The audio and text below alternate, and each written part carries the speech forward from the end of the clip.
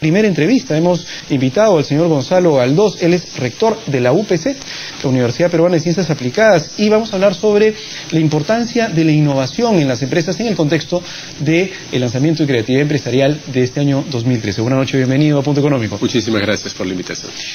¿Qué tan importante, antes de empezar con creatividad empresarial, qué tan importante en un país es ser creativos?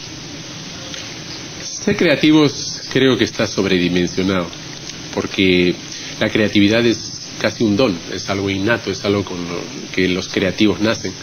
Y está demostrado que solo 7% de la población en general tiene estas características. Pero el peruano se dice que en general, es decir, nosotros nos vemos en un espejo y nos decimos, el peruano es generalmente bastante creativo. Yo diría que es más bien ingenioso.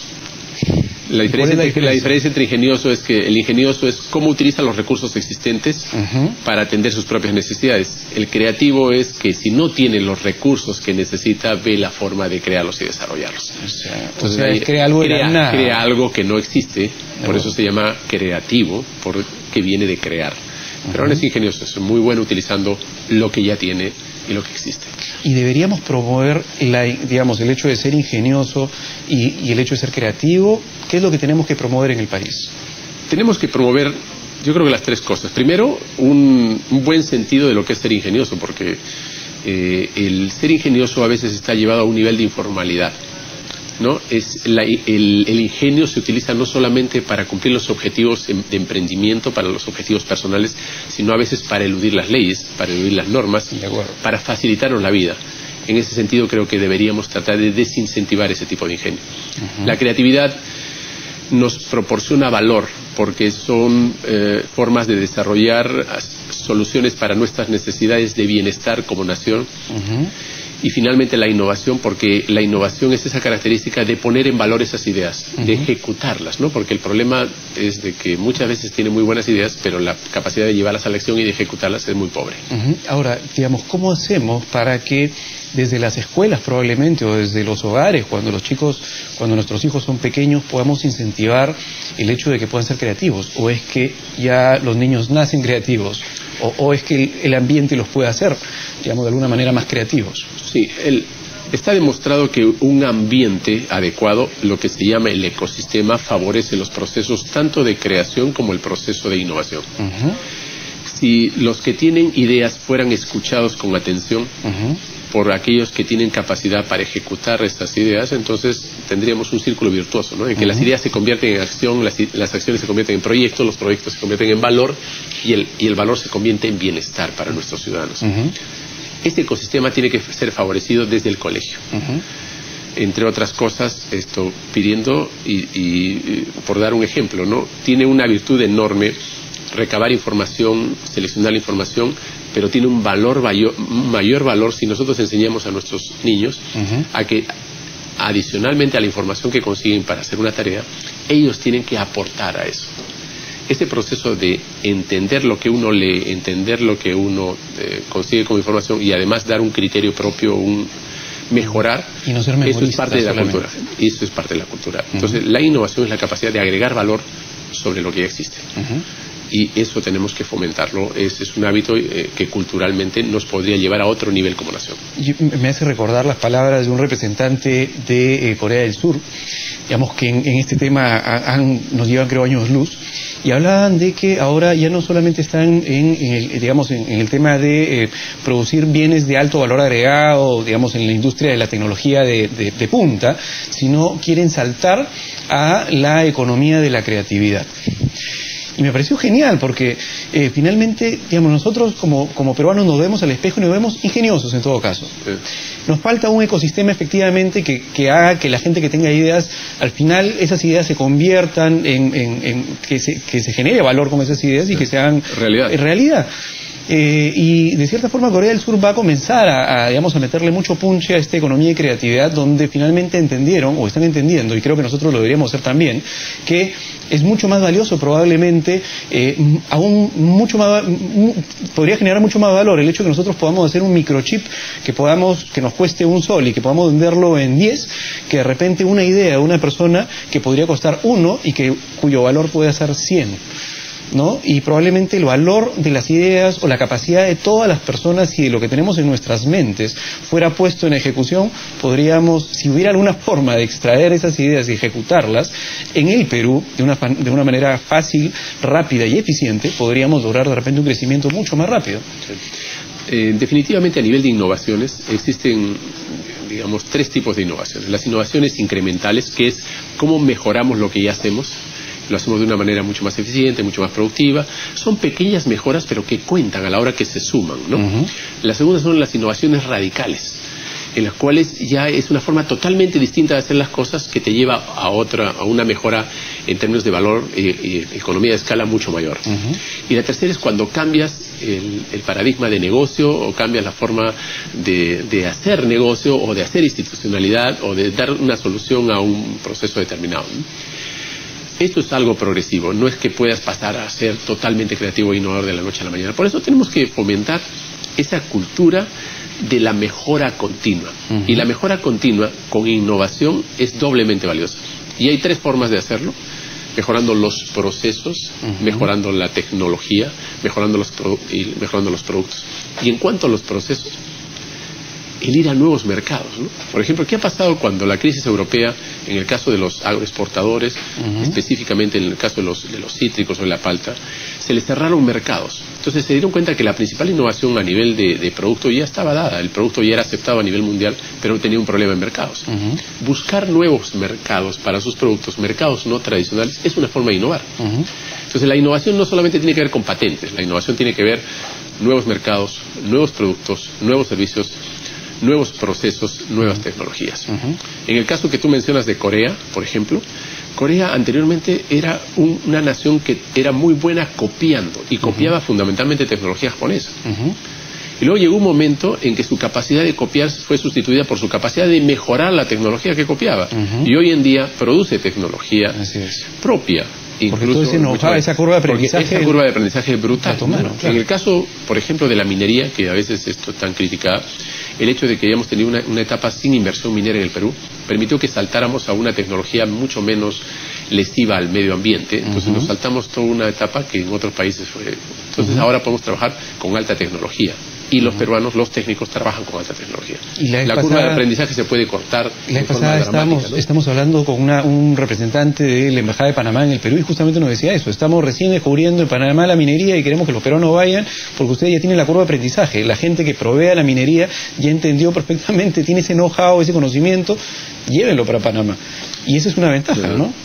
Y el otro tema fundamental a nivel de cultura es darle a nuestros niños y a nuestros jóvenes lo que se llama suficiencia investigadora.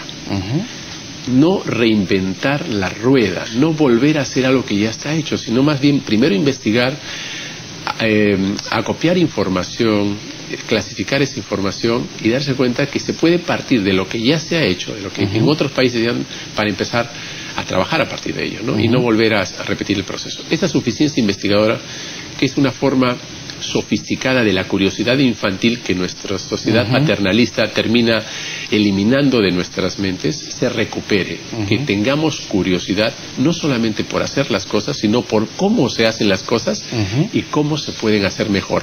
¿Ya? Y eso es lo que impulsa creatividad empresarial a nivel de empresas e instituciones. Hay un ejemplo justamente hablando sobre el tema de los chicos y de los niños y la curiosidad infantil. ¿Cómo es posible que algunos padres de familia, un niño agarra un carro y lo desarma? ¿Cómo es posible que desarmes ese carro? Al contrario, es que bien, desármalo y entiende cómo se hizo el carro y probablemente lo reinventes, ¿no? O se te ocurra hacer algo a partir de algo que ya existe. Entonces, esa curiosidad infantil, con esos ejemplos, no se puede matar. Al contrario, si alguien quiere desarmar, que desarme todo lo que quiera, porque justamente la forma en que uno entiende cómo se hizo un mecanismo y luego puede copiar y mejorar la tecnología, en este caso, ¿no? No podemos reprimir esa curiosidad, no podemos reprimirla a nivel de niño y tampoco a nivel de estudiante escolar o estudiante universitario, estudiante de formación técnica. Más bien tenemos que estimularlo y no tenemos que tener ningún complejo. Podemos llegar a tener niveles de desarrollo realmente interesantes, pero justamente tenemos que orientarnos, ¿no? Es decir, si tenemos algunos sectores que son en los cuales somos realmente una potencia, como el caso del sector pesca, en agricultura y en agroexportación, realmente es muy meritoria las cosas que se están haciendo, ¿no? Y estamos logrando desarrollos que en otros países tomaron 20 años, lo estamos haciendo en muy poco tiempo aquí en el Perú. Entonces, ahí hay mucho campo para poder trabajar y para poder después ir a nivel de servicios también, ¿no? Me gustaría, digamos, el tema de innovación y el tema de creatividad abarca, digamos, esferas grandes, industrias, público, privado. Quisiera poner un video ahora para que se entienda, y es un video justamente que ganó una de las secciones de creatividad empresarial hace algunos años, en el 2011, que tiene que ver con un tema de gobierno, sí. Marca Perú. Me gustaría, vamos al video para que se entienda que esto que van a ver ahora también tiene que ver con creatividad y ganó un concurso. Vamos al video.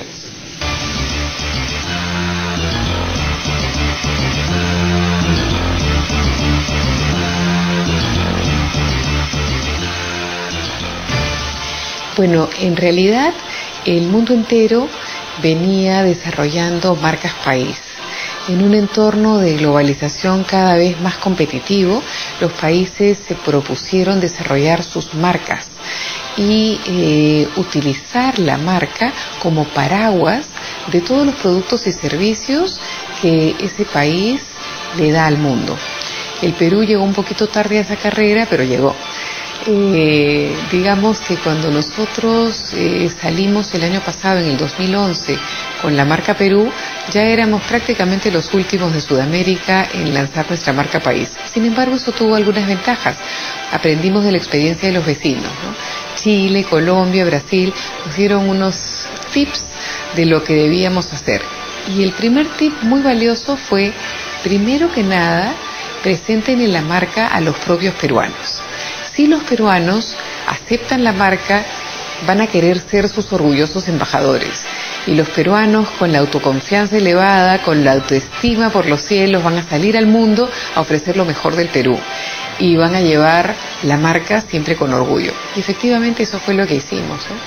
El lanzamiento de la marca como, digamos, sistema de identidad visual se hizo en marzo del 2011.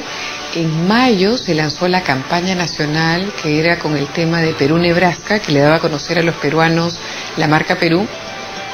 Y ya hacia fines de año, cuando hicimos un estudio con Ipsos Apoyo, los resultados nos dijeron que la marca había calado en las mentes y los corazones de los peruanos, ¿no? La innovación en realidad es uno de los grandes valores de la vida moderna, de la comunicación moderna y del marketing, ¿no? Como dicen, el que no innova está muerto. Y de verdad, innovar es clave para comunicarse con los públicos con los que tenemos que dialogar.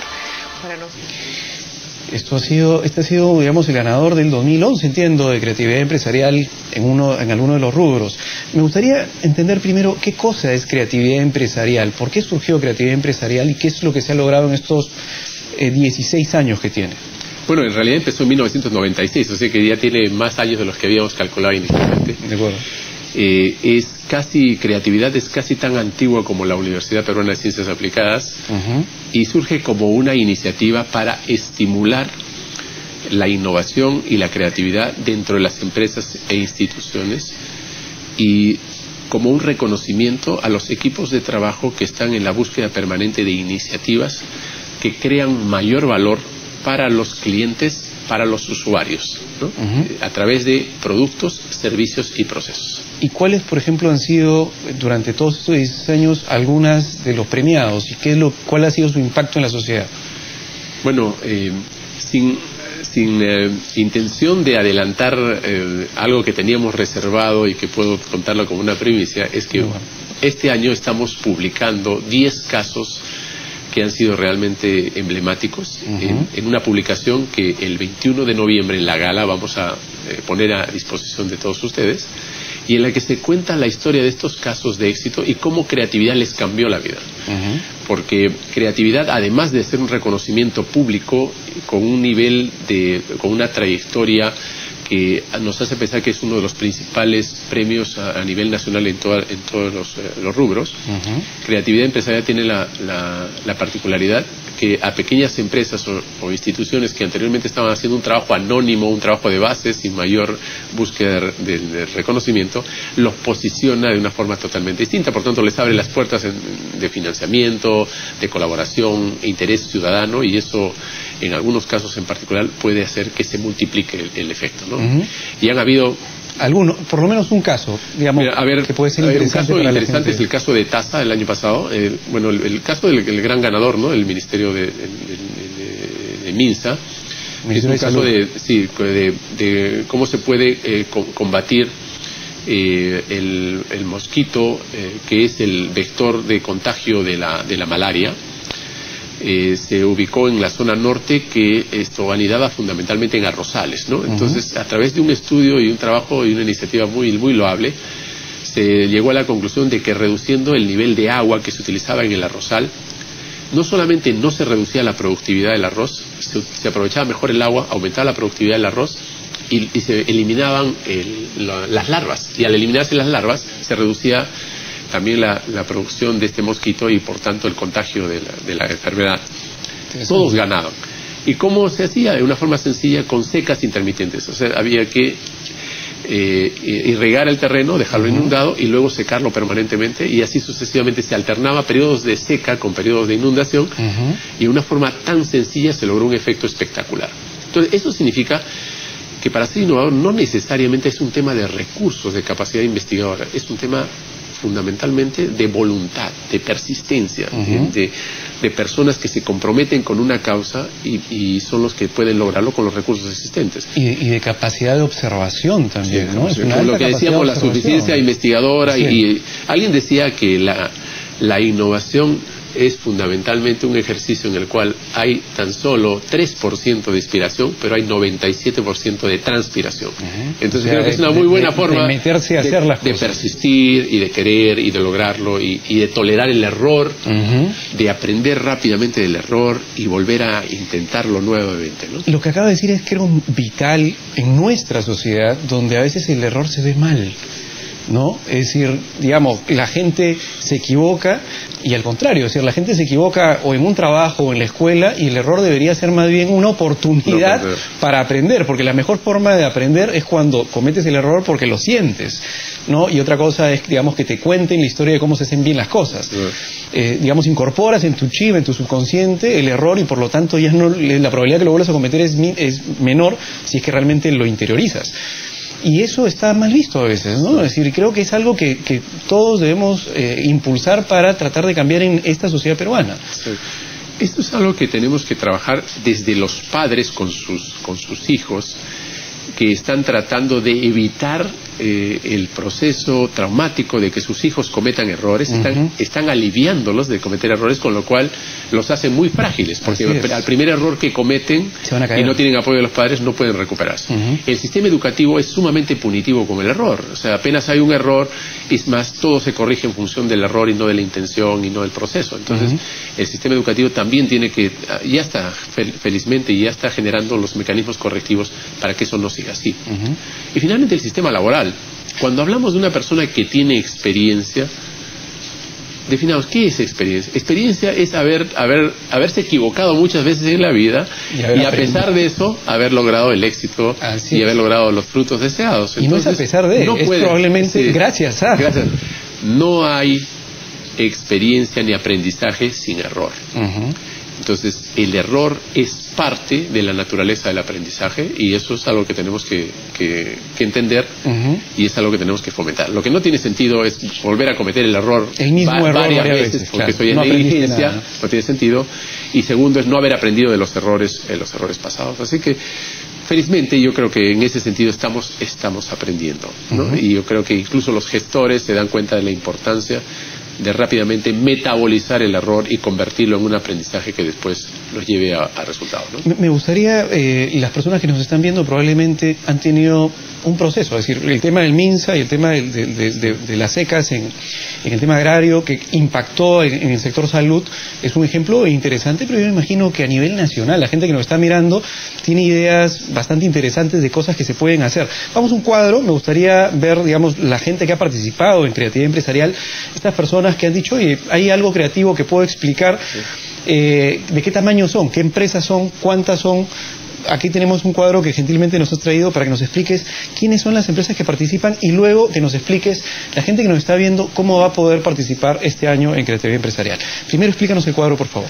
Sí, aquí vemos la participación por el tamaño de la empresa, la pequeña, la mediana y la gran empresa, y cómo vemos que creatividad es un concurso que cada vez se ha convertido también en algo accesible para las pequeñas empresas. Anteriormente se pensaba que solo las grandes empresas podían participar.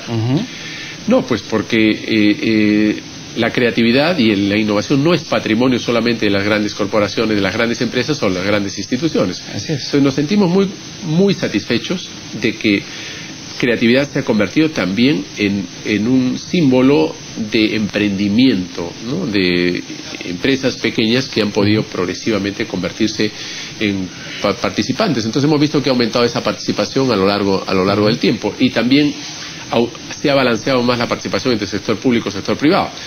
Entonces, mi mensaje a todos los interesados en creatividad empresarial es decirles: sí pueden participar. No importa si la empresa es pequeña, es unipersonal, lo importante es la magnitud de su contribución en términos de creación de valor, la iniciativa. ¿Cuán original es esta iniciativa? ¿Cuánto potencial tiene esta iniciativa? ¿Y cuánto beneficio ha traído esta iniciativa a los clientes de esa gran empresa o esa pequeña empresa, a los usuarios de esa empresa pública, esa institución pública grande o esa institución pública pequeña? Entonces, en realidad no hay un factor restrictivo desde el punto de vista de tamaño o naturaleza de la empresa. Y además este año tenemos la posibilidad también de que si llegas a ser finalista, hay la posibilidad de quedar dentro del tamaño de empresa y dentro del tamaño de la institución pública. También hay una posibilidad de un reconocimiento especial de creatividad que este año lo hemos desarrollado. De acuerdo. Para cerrar, ya nos quedan pocos segundos. ¿Cómo la gente puede acceder? Tenemos ahí la página web, creatividadempresarial.upc.edu.pe. ¿Hay un teléfono? ¿Cómo? ¿Un correo? ¿Algo de forma tal? Solamente en la página web, aquí está toda la información. Está toda la información desplegada en la página web. Es la mejor manera de informarse. Es más, tenemos asesores y asesoras que van a poder facilitar la participación de cada uno de los interesados. Así que no tengan ustedes temor, ningún temor, no se sientan marginados porque tienen pocos años de participación dentro de la parte institucional o empresarial. Anímense, recaben información y van a darse cuenta que creatividad es hoy en día el concurso que nos une a todos los peruanos en este esfuerzo de ser más innovadores, ¿no? Muchas gracias por, explicarnos este esquema de creatividad empresarial. Ya saben, la página web debajo está puesta, www.creatividadempresarial.upc.edu.pe, así que anímense y participen a nivel nacional, sean pequeños, grandes, instituciones públicas o privadas, en este concurso, porque si efectivamente la idea o la innovación genera valor y es reconocida, van a tener un soporte institucional para poder difundir las ideas y poder buscar socios, probablemente capital, etcétera, para que finalmente se vuelva realidad. Y finalmente lo que está sucediendo es que están comenzando a ser un ecosistema, y eso es bueno. Ojalá que hayan más ecosistemas así, que fomenten este tipo de cosas. Muchas gracias. Muchísimas gracias. Y dentro del fomento de estos ecosistemas, este año tenemos una categoría de aquellas empresas e instituciones que están fomentando este ecosistema a nivel de factor humano, a nivel de capital humano entre sus organizaciones. Así que tenemos un premio especial para ellos este año, porque también trabajar con el cliente interno es una forma de hacer innovación dentro de la empresa. Muchas gracias por explicarnos. Muy amable. Ha sido el señor Gonzalo Galdós, rector de la UPC. Volvemos con más en la siguiente parte del programa para hablar sobre